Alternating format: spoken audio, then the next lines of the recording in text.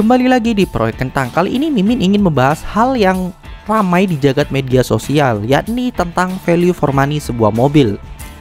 Pabrikan asal Jepang yang beberapa hari yang lalu merilis mobil city car di Indonesia. Yaps, teman-teman pasti bisa menebak, yakni Daihatsu Sirion Facelift atau Daihatsu Sirion 2022. Kemunculan Sirion Facelift ini banyak memunculkan pro dan kontra. Pro-nya, mobil ini sangat value for money. Dan kontranya, mobil ini disandingkan dengan mobil city car di kelasnya, yakni Honda Brio RS Urbanite. Oh ya, disclaimer, Honda Brio RS Urbanite ini masuk dalam kategori city car ya, bukan LCGC. Kok bisa, Min? Ya bisalah, dari harga saja sudah terlihat. Memang sih, pabrikan H3 ini terkenal dengan produk yang overpriced. Tapi yang Mimin lebih bingung, kok ya masih laku keras ini mobil. Semoga nasibnya ke depan tidak seperti kakaknya, yakni Honda Mobilio, yang sudah mengibarkan bendera putih dengan gempuran expander dan duo Astra, yakni Xenia dan Avanza. Honda Brio versi LCGC biasanya ada embel-embel Satya, sedangkan yang Urbanite kelasnya sudah masuk city car. Oke, kembali lagi ke kontranya. Banyak otomotif blogger dan netizen-netizen pecinta otomotif di Indonesia membandingkan mengenai value for money si Sirion ini dengan Brio Urbanite. Mimin ambil contoh dari postingan AutoNet Max Indonesia. Bisa lihat di gambar yang Mimin ambil dari AutoNet Max Indonesia. Harga si Sirion CVT dibanderol dengan harga 236.800.000. Sedangkan si Brio Urbanite RS CVT dibanderol dengan harga 235.900.000. Loh, Min, kan lebih murah Brio kan daripada Sirion. Kok masih diprotes, Min? Makanya dengerin dulu penjelasan Mimin. Memang benar lebih mahal 900.000 dari Brio. Tapi pertanyaannya, selisih 900.000 itu lebih worth it mana dibanding ambil Honda Brio RS Urbanite? Min mulai dari kapasitas mesin ya. Brio ditenagai mesin 1200 cc dan si Sirion ditenagai mesin 1300 cc, sama-sama menggunakan transmisi CVT. Oke lah, bedanya hanya 100 cc. Tidak terasa lah perbedaannya saat dikemudikan atau driving experience-nya. Mimin beralih ke fitur. Untuk fitur, si Brio ini memiliki fitur ABS ABD, seat belt reminder, dan dual front SRS airbag. Total hanya 3 ya. Sedangkan si Sirion ini memiliki fitur ABS ABD, Hill Start Assist, Vehicle Stability Control, Traction Control, seat belt reminder, front and side airbag atau dual airbag, dan ISOFIX. Nah, loh, selisih 900.000 tapi kok fitur banyakan Sirion ya, Min? Harusnya kan bedanya dikit aja. Orang selisihnya cuma 900.000. Nah, ini yang Mimin ikut bingung. Ini Daihatsu Sirion yang jualnya kemurahan atau Honda Brio yang jualnya kemahalan?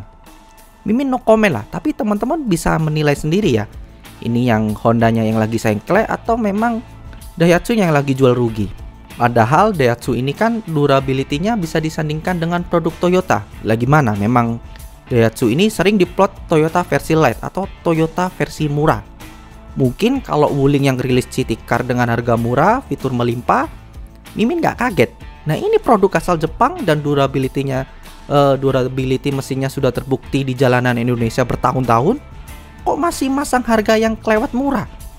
Semoga pabrikan H3 semakin berbenah, terutama dalam hal value for money. Ini Mimin ingatkan ya, khususon untuk pabrikan Honda. Jangan terlalu overpriced dan jangan terlalu pede dengan branding yang telah kalian bangun di Indonesia. Memang kalau dilihat dari sejarah, ini produk Honda memang terbukti bandel di Indonesia. Namun, tidak menutup kemungkinan pabrikan-pabrikan Cina dan Korea tidak bandel. Hanya saja pola pikir konsumen Indonesia yang masih aware dengan produk Cina dan Korea. Mimin menilai progres produk asal Cina dan Korea menunjukkan progres yang bagus saat ini. Jadi tidak menutup kemungkinan ke depan produk asal Cina dan Korea bisa jadi raja baru otomotif roda 4 di Indonesia. Nah, produk dalam negeri gimana, Min? Mimin no complain. Takut ada tukang bakso lewat di depan rumah, jadi Mimin cari aman lah untuk produk dalam negeri. Mimin skip untuk pembahasan mobil SMK. Apakah nasib Honda akan sama dengan nasib Nokia? Kita tahu Nokia jatuh karena kearoganannya sendiri yang tidak bisa menyesuaikan dengan perkembangan zaman. Nokia terlalu pede dengan produknya saat itu, sedangkan produk pesaingnya pada gencar untuk mengembangkan produk sesuai dengan perkembangan zaman. Nah, step Honda saat ini Mimin rasa ke arah situ, di mana Honda saat ini merasa di atas angin di antara rival-rivalnya, seperti Wuling, lalu Hyundai, dan lain-lainnya. Padahal kalau kita melihat kompetitor si Honda ini, Mimin rasa kompetitor saat ini berada satu step di atas produk Honda. Mau contoh? Ya, ini contohnya. Di kelas city car, Brio Urbanet dengan Sirion, dilihat dari segi value for money-nya, jelas Sirion lebih diunggulkan. Ada lagi Min, ada. Di kelas low MPV, Mobilio dan Convero, jelas Convero lebih diunggulkan dalam segi value for money-nya. Ada lagi Min, kelas di atasnya, ada.